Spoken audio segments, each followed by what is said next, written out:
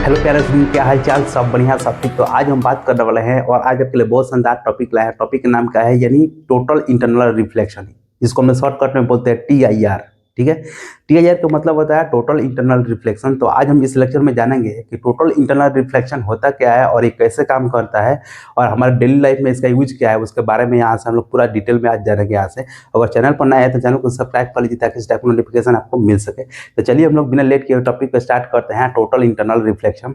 तो एक बार शॉर्ट में देख लेते हैं यहाँ से कि TIR का मतलब होता क्या है। तो आज हम पढ़ने वाले हैं टोटल इंटरनल रिफ्लेक्शन के बारे में। अगर नए स्टूडेंट है तो ये चैनल को सब्सक्राइब कर लीजिए और कॉपी कलम लेके रेडी हो जाइए और नोट्स बनाना स्टार्ट कर देते। चलिए हम लोग शुरू करते हैं। TIR, टोटल इंटरनल रिफ्लेक्शन, इसको समझने के लिए हम लोग बोलते हैं यानी शॉर्टकट में तीर।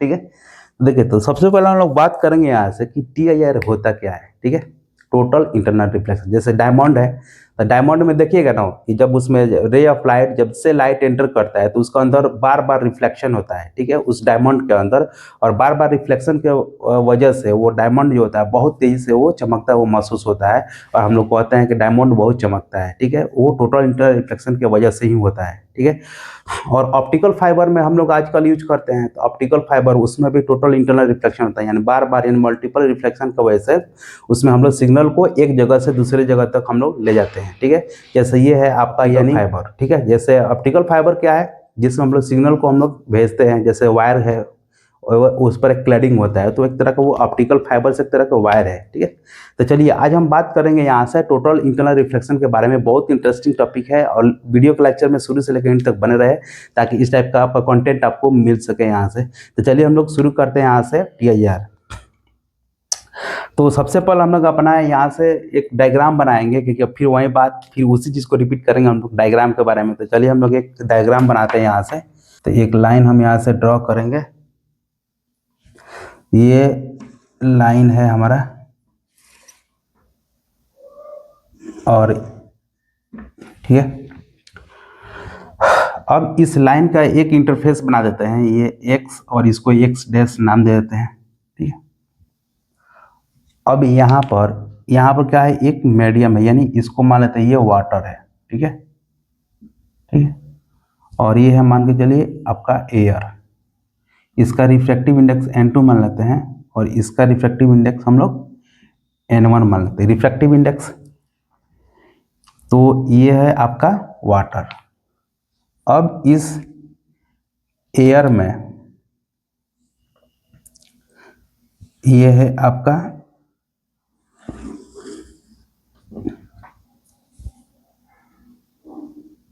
ठीक है, यहाँ पर कोई एक ऑब्जेक्ट है, ये है ऑब्जेक्ट, ऑब्जेक्ट है। अब जैसे यहाँ से रे ऑफ लाइट जब इस यहाँ से ये क्या है आपका नॉर्मल यानी इंसिडेंस हो रहा है, एकदम सीधे स्ट्रेट ऐसे चले जाएगा। ठीक है, अब यहाँ पर जैसे रे ऑफ लाइट आया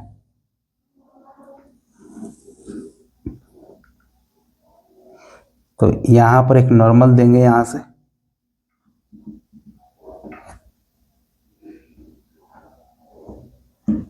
ये है आपका नॉर्मल, इसको N1 देते हैं।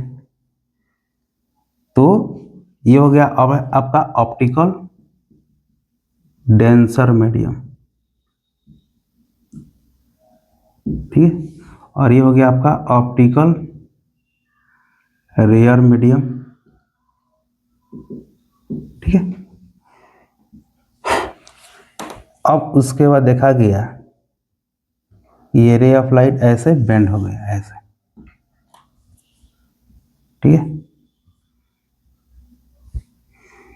यह है एंगल ऑफ रिफ्लेक्शन R, यह है एंगल ऑफ इंसिडेंस I। ठीक है, इसको इधर लिख देते हैं यहाँ से N1 और इसको लिख देते हैं यहाँ से N2। ये एयर लिख दीजिए, वाटर। बहुत अच्छा। उसके बाद देखा गया कि और एक बार यहाँ पर रिफ्लेक्शन हो रहा है। ठीक है, यहाँ से पिक्चर बना लेना दीजिए, उसके बाद हम लोग एक बाय एक बहुत अच्छा से हम लोग इसको एक्सप्लेन करेंगे। ये हो गया आपका नॉर्मल,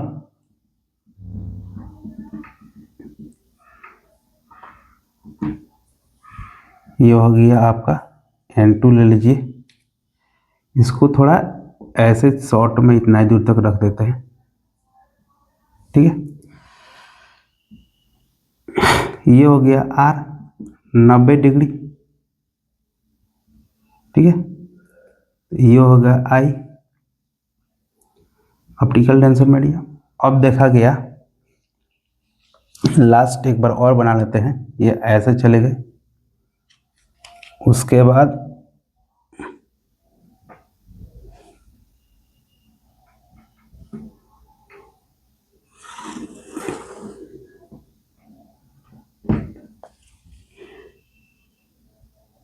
ये ऐसे रे ऑफ लाइट ऐसे जा रहा है, ठीक है।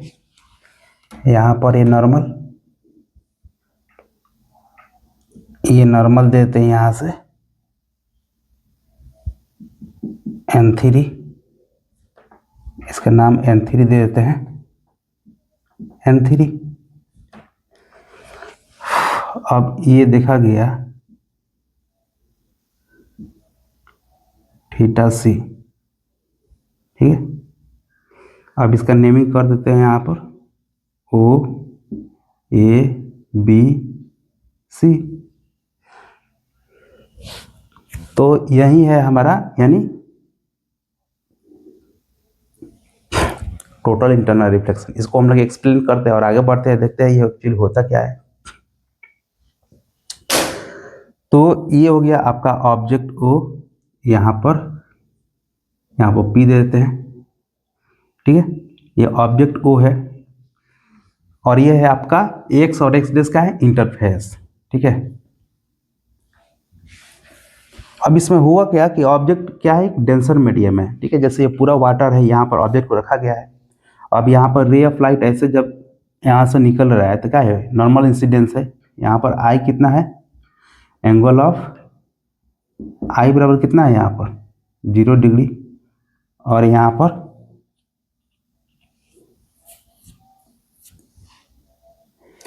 R कितना है 0 डिग्री, ठीक है, नॉर्मल के रेस्पेक्ट में। अब यहाँ पर लोग कंफ्यूज होंगे कि यहाँ पर 0 डिग्री कैसे हुआ, इसको देख लेते हैं। तो ये है आपका नॉर्मल, ये है नॉर्मल, ये है। अगर ये रे ऑफ लाइट ऐसे आएगा तो कुछ एंगल I बन रहा है। अगर ये सीधे आ जाएगा, यहाँ पर सीधे जब गिरेगा तो I कितना होगा, 0 नहीं हो गया, 0 हो गया। वैसे ही ये भी नॉर्मल है। अब यहाँ पर हुआ क्या, नॉर्मल इंसिडेंस से तो क्या है, सीधे रे ऑफ लाइट चले जाएगा। फिर देखा गया कि जब डेंसर से रेयर में जब रे ऑफ लाइट जा रहा है तो बेंड कर जा रहा है, ठीक है। अब इस एंगल ऑफ इंसिडेंस को और थोड़ा बढ़ाया गया, ये जो एंगल ऑफ इंसिडेंस जो है और बढ़ा दिया गया। तो जैसे ये एंगल ऑफ इंसिडेंस जब बढ़ाया गया तो एंगल ऑफ रिफ्लेक्शन देखा गया कि किसी एक पार्टिकुलर एंगल ऑफ इंसिडेंस पर ये एंगल ऑफ रिफ्लेक्शन 90 डिग्री हो जा रहा है, ठीक है। तो उस एंगल को बोलते हैं हम लोग क्रिटिकल एंगल, ठीक है।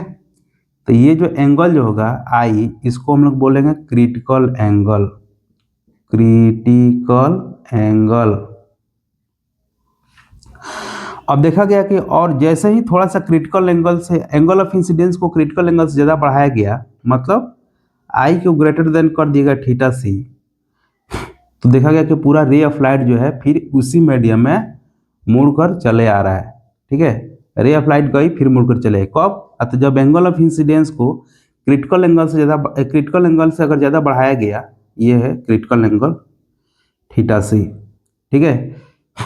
जैसे बढ़ाया गया तो वो इसी मीडियम में रिटर्न होकर चला आया, तो इसी घटना को बोलते हैं टोटल इंटरनल रिफ्लेक्शन, ठीक है। एक बार शॉर्ट में हम लोग समझते हैं कि जब कोई ऑब्जेक्ट अगर डेंसर मीडियम में है और रे ऑफ लाइट डेंसर से रेयर में जा रहा है तो इसका एंगल ऑफ इंसिडेंस बढ़ाते जा रहे हैं। जब एक ऐसा एंगल ऑफ इंसिडेंस जिस पर एंगल ऑफ रिफ्लेक्शन 90 डिग्री हो जा रहा है तो उस एंगल ऑफ इंसिडेंस को हम लोग बोलते हैं क्रिटिकल एंगल बोला जाता है। क्लियर। जैसे क्रिटिकल एंगल से थोड़ा सा कोई और ज़्यादा बढ़ा रहे हैं तो वो रे ऑफ लाइट इसी मीडियम में मुड़कर आ जा रहा है, यही घटना है टोटल इंटरनल रिफ्लेक्शन। ठीक है, तो थोड़ा सा इसको हम लोग लिख लेते हैं लैंग्वेज में और उसके बाद थोड़ा इसका फॉर्मूला भी ड्राइव करेंगे, इस पर क्वेश्चन भी देखेंगे यहाँ से। तो देखिए करें यहाँ से, टोटल इंटरनल रिफ्लेक्शन, शॉर्टकट में हम लोग बोलते हैं तीर, ठीक है, तीर। तो इसको देखते हैं तीर एक्चुअली है क्या। देखिए तो हुआ क्या कि एंगल ऑफ इंसिडेंस हम बढ़ाते जा रहे हैं, बढ़ाते जा रहे हैं, बढ़ाते जा रहे हैं, और एक पार्टिकुलर टाइम पर एंगल ऑफ रिफ्लेक्शन 90 डिग्री हो जा रहा है, और 90 डिग्री हो जा रहा है तो उसी एंगल ऑफ इंसिडेंस को हम लोग बोलते हैं क्रिटिकल एंगल, ठीक है। और जैसे क्रिटिकल एंगल से ज़्यादा एंगल ऑफ इंसिडेंस को इंक्रीज करते हैं तो टोटल रे ऑफ लाइट इसी मीडियम में रिफ्लेक्ट हो जा रहा है, यही घटना है टोटल इंटरनल रिफ्लेक्शन। और यहाँ से when we increase the angle of incidence, the refracted ray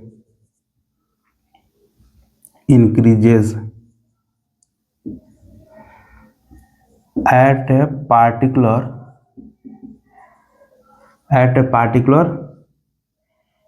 angle of incidence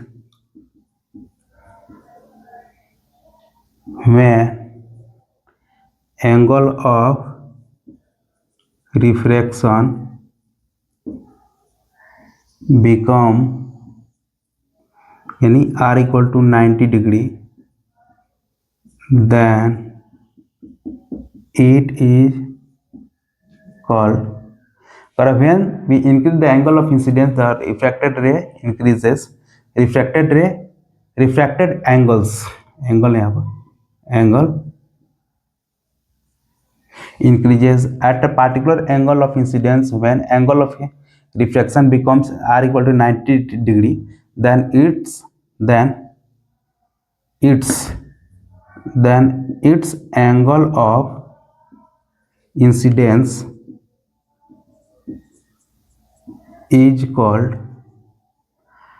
critical angle, ठीक है। मतलब एक पार्टिकुलर एंगल ऑफ रिफ्लेक्शन, मतलब जैसा ही एंगल ऑफ रिफ्लेक्शन 90 डिग्री हो रहा है तो उस एंगल ऑफ इंसिडेंस को बोलते हैं क्रिटिकल एंगल, और जैसा ही थोड़ा सा हम लोग क्रिटिकल एंगल से ज़्यादा और एंगल ऑफ इंसिडेंस को बढ़ाते हैं तो टोटल रे ऑफ लाइट इसी मीडियम मुड़ के आ जा रहा है, ठीक है। करा उसके बाद while we increase the critical angle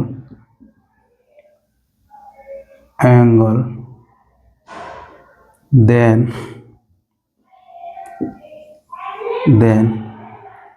rays of light totally bounce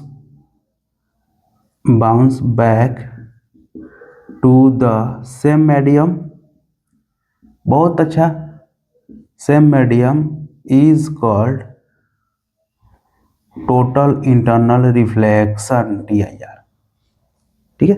language थोड़ा लिखने में ज़्यादा है लेकिन एकदम सिंपल है। एंगल ऑफ इंसिडेंस को बढ़ाते जाइए, बढ़ाते जाइए, बढ़ाते जाइए, और एक टाइम ऐसा आएगा कि जब एंगल ऑफ रिफ्लेक्शन 90 डिग्री हो जाएगा तो जब उस एंगल ऑफ इंसिडेंस जिस पर एंगल ऑफ रिफ्लेक्शन 90 डिग्री हो रहा है उसी एंगल ऑफ इंसिडेंस को बोलते हैं क्रिटिकल एंगल, ठीक है। और जैसे क्रिटिकल एंगल से थोड़ा सा बढ़ाते हैं तो वो टोटल रे ऑफ लाइट इसी मीडियम मुड़ के आ जा रहा है, इसी घटना को बोलते हैं हम लोग टोटल इंटरनल रिफ्लेक्शन, ठीक है। तब तक इसको उतारिए, फिर हम लोग आगे बढ़ते हैं और फिर हम लोग इसमें स्नेल्स लॉ लगाएंगे, फिर स्नेल्स लॉ लगा कर फिर हम लोग कुछ फार्मूला को ड्राइव करेंगे, ठीक है। इसको ऑब्जेक्ट को यहाँ पर लिख देते हैं यहाँ से, ठीक है। अब हम बात करते हैं बाय यूजिंग स्नेल्स लॉ।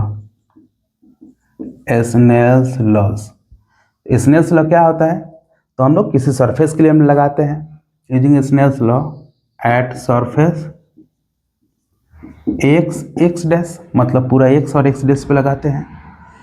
तो इस मीडियम का रिफ्रैक्टिव इंडेक्स क्या है, इसका n1 है और इसका n2, यानी n1 sine i equal to n2 sine r, ठीक है। तो यहाँ से क्या आ जाएगा, sine i upon sine r equal to कितना आ जाएगा यहाँ से n2/n1। बहुत अच्छा। या इसको भी ऐसा भी लिख सकते हैं sine I upon sine R equal to n2/1। First equation इसको मान लेते हैं, ठीक है।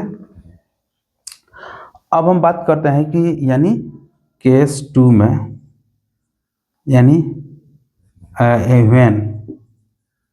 When R equal to 90 degree, जब आर 90 डिग्री हो जाएगा तो एंगल ऑफ इंसिडेंस आई को हम लोग क्या बोलेंगे, थीटा से। यही तो हमारा क्रिटिकल एंगल है, क्रिटिकल एंगल, ठीक है। तो जब एंगल ऑफ रिफ्लेक्शन 90 डिग्री होगा तो एंगल ऑफ इंसिडेंस जो होगा थीटा से, इसी को बोलेंगे क्रिटिकल एंगल। यानी तो फ्रॉम फर्स्ट इक्वेशन, तो पहला इक्वेशन से क्या हो जाएगा, sine I upon sine R equal to n2/1, ठीक है। तो साइन आई का वैल्यू कितना आ जाएगा, साइन आई का वैल्यू कितना आ जाएगा, theta C, sine theta C. Sine R का वैल्यू कितना आ जाएगा, 90 डिग्री, तो sign 90 degree equal to n2/1। इसीलिए n2/1 बराबर sine theta C by sine 90 का वैल्यू 1, ठीक है। तो ये कितना आ जाएगा,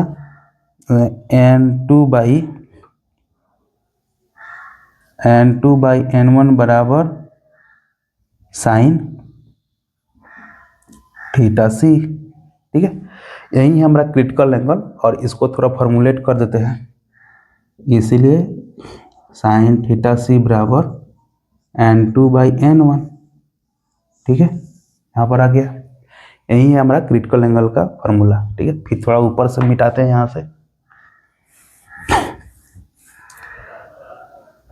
तो sine theta C equal to n2/n1। अगर मान के चलिए n2 क्या है, इफ, तो इसको मिटाते हैं, इफ n2 कौन है, रेयर मीडियम, रेयर होगा तो n2 को मान लीजिए अगर एयर है तो n2 का वैल्यू कितना होगा, 1, और n1 बराबर क्या होगा, डेंसर। इसको हम लोग क्या बोलते हैं, n2 को मान लेते हैं n। तो ये फार्मूला क्या हो जाएगा यहाँ से, ठीक है।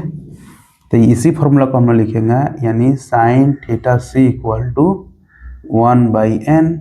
यही है हमारा फार्मूला, या इसको ऐसा भी लिख सकते हैं, थीटा सी बराबर साइन इनवर्स 1/n, ठीक है। तो ये आ गया आपका फार्मूला। क्रिटिकल एंगल इसको बोलेंगे, where theta C equal to critical angle.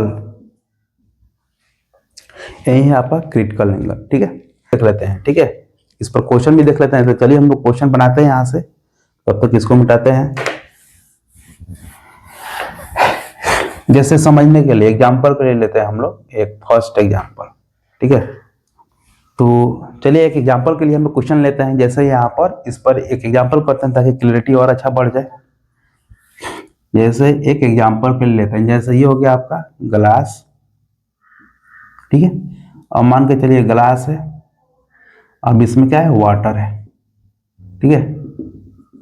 Glass और वाटर, ये इंटरफेस है, ऐसे ले लीजिए। ये है वाटर, इसका ग्लास का रिफ्रैक्टिव इंडेक्स और वाटर का रिफ्रैक्टिव इंडेक्स सब दिया हुआ है, ठीक है। 1.5 और इसका 1.3 दिया है लगभग, ठीक है, 3 मान लीजिए। अब पूछा गया इसका क्रिटिकल एंगल क्या होगा। तो कभी भी यानी टोटल इंटरनल रिफ्लेक्शन होगा, उसके लिए कंडीशन होता है कि रे ऑफ लाइट डेंसर से रेयर में जाना चाहिए। जब डेंसर से रेयर में जाएगा तब टोटल इंटरनल रिफ्लेक्शन होगा, रेयर से डेंसर जाएगा तो नहीं होगा, ठीक है। तो ये 1.5 ज़्यादा है तो ये क्या होगा, डेंसर हो गया है। ये हो गया आपका डेंसर और ये हो गया आपका रेयर, ठीक है। तो हम क्या बताए थे यहाँ से कि साइन, इसका फॉर्मूला लगा लेते हैं क्रिटिकल एंगल का, कि sine theta C equal to rare से डेंसर, मतलब n2 अपन n1। n2 का वैल्यू कितना है, 1.3, और n1 का वैल्यू कितना है, 1.5, ये मान लीजिए।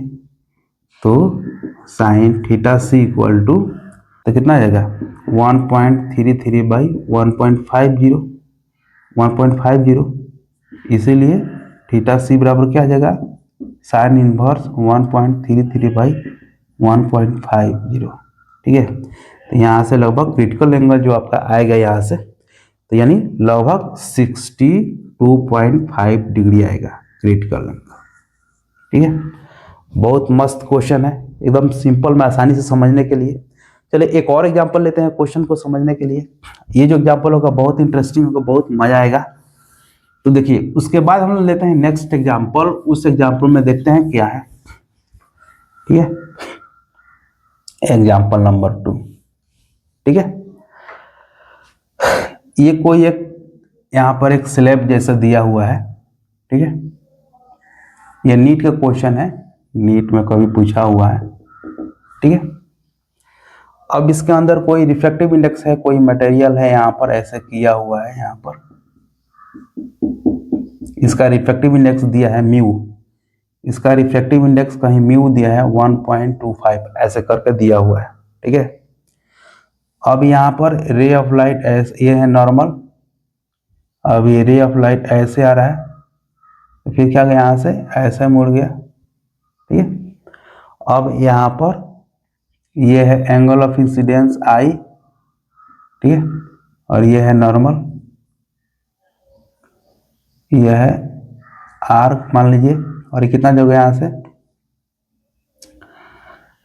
ये है n1, ये है म्यू, इसको n2 मान लीजिए, फिर ये n1। ठीक है, अब इस क्वेश्चन में बोला गया है कि एंगल ऑफ इंसिडेंस क्या होगा, यानी आई का वैल्यू क्या होगा निकालना है, आई इक्वल टू वाट। अब इसको देख लेते हैं, ये कोई ray of light n1 medium से चलकर n2 में आ रहा है, n2 का रिफ्लेक्टिव इंडेक्स कितना है 1.25, ये n1 है, एयर मान लीजिए 1 दिया है। ठीक है, ठीक है, और ये n2, और यहाँ पर n2 बराबर क्या आ जाएगा म्यू दिया है, म्यू के वैल्यू 1.25। ठीक है, तो हमको क्या निकलना है, आई निकलना है, एंगल ऑफ इंसिडेंस कितना होगा। तो इस एंगल ऑफ इंसिडेंस को निकालने के लिए हम देखते हैं इसमें कुछ फॉर्मूला होगा, जो टोटल इंटरनल रिफ्लेक्शन का कॉन्सेप्ट जो होगा उसको निकाल लगाएंगे हम लोग। ठीक है, अब देखिए यहाँ पर टोटल इंटरनल रिफ्लेक्शन जो है हो रहा है, इस क्वेश्चन में ऑलरेडी बोला गया है। तो जब टोटल इंटरनल रिफ्लेक्शन जो होगा, कब होगा टोटल इंटरनल रिफ्लेक्शन, तो टोटल इंटरनल रिफ्लेक्शन के लिए कंडीशन होता है क्रिटिकल एंगल, यानी जब एंगल ऑफ रिफ्लेक्शन 90 डिग्री होगा और उससे ज़्यादा होगा तब जाकर टोटल इंटरनल रिफ्लेक्शन होगा। तो ये होगा आपका थीटा सी मान लीजिए। ठीक है, और ये क्या हो गया आपका नॉर्मल, ये भी 90 डिग्री यहाँ से। तो यहाँ से देखिए यहाँ पर आई दिया, आई आपको निकालना है, और n1 मान के चलिए कितना दिया है, n1 बराबर 1, n2 बराबर 1.25।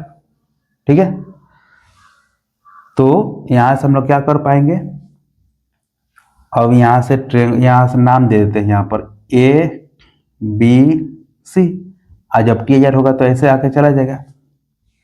तो ट्रेंगल ए बी सी में R plus theta C plus 90 degree equal to 180 degree, इसीलिए R plus theta C equal to 180 minus 90 degree.